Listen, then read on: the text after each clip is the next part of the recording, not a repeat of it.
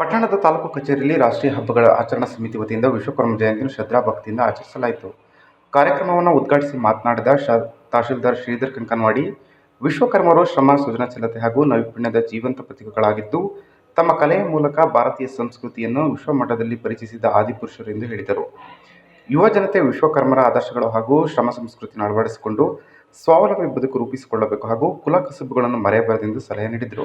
Technological ಕಂಟ್ರಿಯಲ್ಲಿ 2022ರಲ್ಲಿ ಅತ್ಯುತ್ತಮ ಸಂಶೋಧಕರಂತ ಪ್ರಶಸ್ತಿ ಪಡೆದಂತ ಮಾನ್ಯ ಇವರನ್ನ ಗೌರವಿಸಲು ನಮಗೆ ಬಹಳ ಖುಷಿ.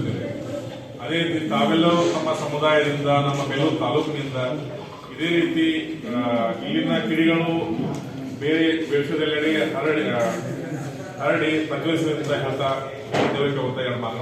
ಕಾರ್ಯಕ್ರಮದಲ್ಲಿ ಮಾತನಾಡಿದ ವಿಶ್ವಕರ್ಮ ಸಮಾಜದ ತಾಲೂಕು ಅಧ್ಯಕ್ಷ ಪುರುಷೋತ್ತಮ, ದೇವಾಲಯ, ಶಿಲ್ಪಕಲೆ, ವಾಸ್ತುಶಿಲ್ಪ, ಲೋಹ, ಮರ ಹಾಗೂ ಕೈಗಾರಿಕಾ ಕ್ಷೇತ್ರಗಳಲ್ಲಿ ವಿಶ್ವಕರ್ಮರ ಕಡೆಗೆ ಅಪಾರವಾಗಿದೆ ಎಂದು ಹೇಳಿದರು. ಸರ್ಕಾರದ ವಿವಿಧ ಸೌಲಭ್ಯಗಳನ್ನು ಬಳಸಿಕೊಂಡು ಯುವಕರು ಶಿಕ್ಷಣ, ಸ್ವ-ಉದ್ಯೋಗ ಹಾಗೂ ಉದ್ಯೋಗ ಕ್ಷೇತ್ರಗಳಲ್ಲಿ ಮುಂದುವರಿಯಬೇಕೆಂದು ಕರೆ ನೀಡಿದರು. ಈ ವೇಳೆ ವಿವಿಧ ಕ್ಷೇತ್ರಗಳಲ್ಲಿ ಸೇವೆ ಸಲ್ಲಿಸಿದ ಗಣ್ಯರನ್ನು ಅಭಿನಂದಿಸಲಾಯಿತು. ಕಾರ್ಯಕ್ರಮದಲ್ಲಿ ಕ್ಷೇತ್ರ ಶಿಕ್ಷಣದ ಭಾಗ್ಯಮ್ಮ, BSc ಪ್ರಾಂಶುಪಾಲ ಹರೀಶ್ ಸೇರಿದಂತೆ ಸಮಾಜದ ಮುಖಂಡರು, ಅಧಿಕಾರಿಗಳು ಹಾಗೂ ಸಾರ್ವಜನಿಕರು ಭಾಗವಹಿಸಿದ್ದರು.